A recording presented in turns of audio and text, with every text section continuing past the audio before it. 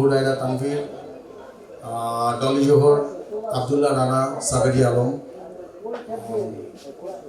অনেক রাশেদ মামুনুর রহমান অপু, তারা প্রত্যেকেই গুণী শিল্পী। আপনাদেরকে নতুন করে তাদের পরিচয় করিয়ে দেওয়ার কিছু নেই।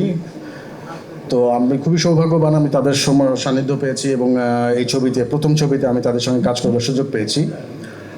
এই ছবির আরেকটি চমকপ্রদ বিষয় হচ্ছে আমাদের সবারই গার্ডিয়ান বলা যায়, আসলে শাসনকারী গার্ডিয়ান আসিফ ভাই, তিনি এই ছবির সবকটি গান ওনার গাওয়া।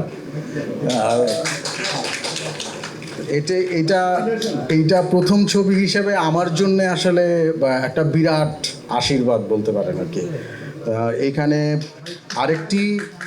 আরেকটি কথা না বললেই না, যে এই ছবিতে আসিফ ভাইয়ার প্রচণ্ড আদরের কয়েকটি গান আছে।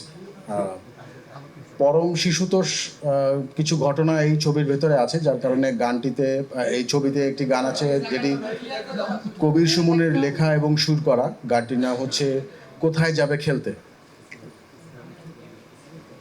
আচ্ছা, আমি একটু আমাদের প্রযোজক সমিতির খসরু ভাইকে আমন্ত্রণ জানাচ্ছি একটু আমাদের সঙ্গে স্টেজ শেয়ার করবার জন্য, প্লিজ।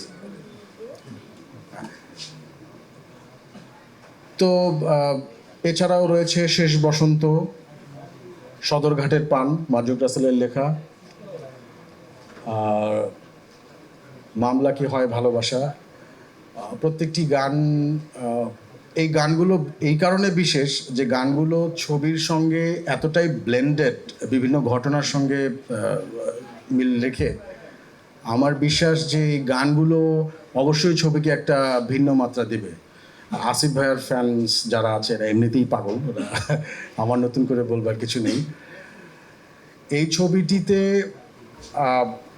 আমরা যেটা চেষ্টা করেছি সেটা হচ্ছে আমাদের পরিবার, আমাদের সমাজ, আমাদের চারপাশে যেই ঘটনাগুলো ঘটে, যে ক্রাইসিসগুলো ঘটে, এগুলো নিয়ে কথা বলবার জন্য। এটি একটি পারিবারিক ছবি, পরিবারের সবাইকে নিয়ে এই ছবিটি দেখা যাবে।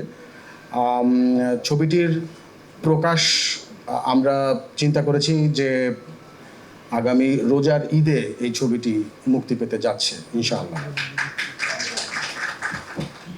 আজকের এই আমাদের সবাই একসঙ্গে হওয়ার মূল কারণটা হচ্ছে ছবিটা শুরুতে আসলে আমরা আপনাদের সঙ্গে ছবিটা সম্পর্কে শেয়ার করবার সুযোগ পাইনি বা অ্যানাউন্সমেন্ট আসেনি কোনো আমাদের পক্ষ থেকে।